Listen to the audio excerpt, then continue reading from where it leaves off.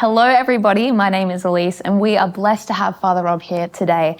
So Fr Rob, for those people who don't know you, are you able to give like a little 30-second summary of who you are, what you do and what brought you here to Ignite? Well, I'm a Catholic priest. I live and work in Bendigo, Victoria, and I run a charity called FRG Ministry where we reached about 2.4 million people across the world. It's an international ministry. I also get to speak around the world, speak to hundreds of thousands, by the grace of God, around the world, and I will never miss an Ignite conference. I will stop what I'm doing, come back from wherever I am, just to come and speak at Ignite. Wow, how many have you been to so far? Well, my first one was 2016, so I was...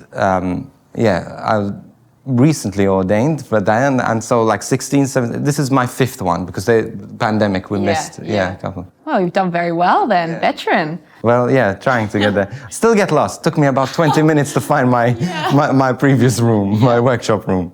As it is. So last night we were blessed to have you speak on the stage to everyone about, your own faith journey and you talked a lot about like lightness and darkness and choosing between that and your own faith journey. I think for a lot of young people today, there's such a temptation to be in between both of them, and we're pulled in so many different directions. And we come to things like Ignite and we want to be in the light. We're like, yes, I'm sold out for Jesus. I want to be in the light.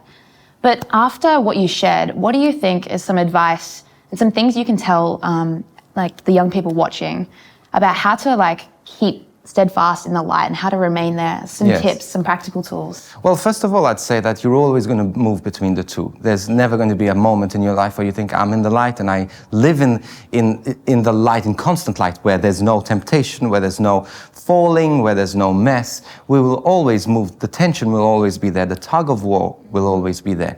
But we should always be focused on moving towards and living in the light. And there are four things that we need to do to live in the light. Number one is pray, speak to Jesus, because he is the light. The more time you spend with Jesus, the light, the more you're going to be in the light. The rest of your day will be in the light. The second thing is find a community of people who are able to keep you in the light. Because no matter how much you think you have the strength to maintain this relationship, stay in the light alone, it is impossible.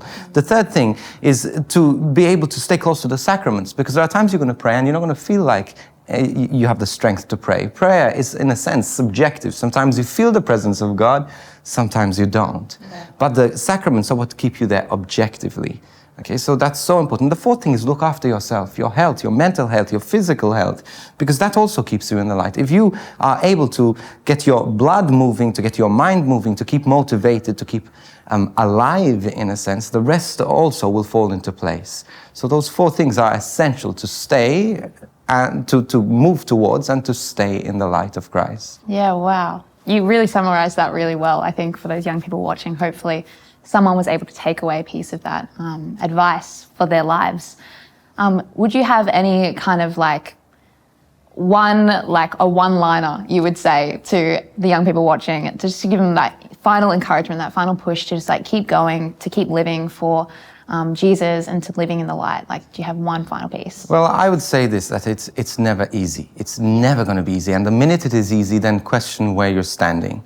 Okay, but the thing is that you're going to be uncomfortable. If you want to stay in the light, your life is going to be uncomfortable for the rest of your life, but that discomfort is going to give you joy and peace that you never thought was possible.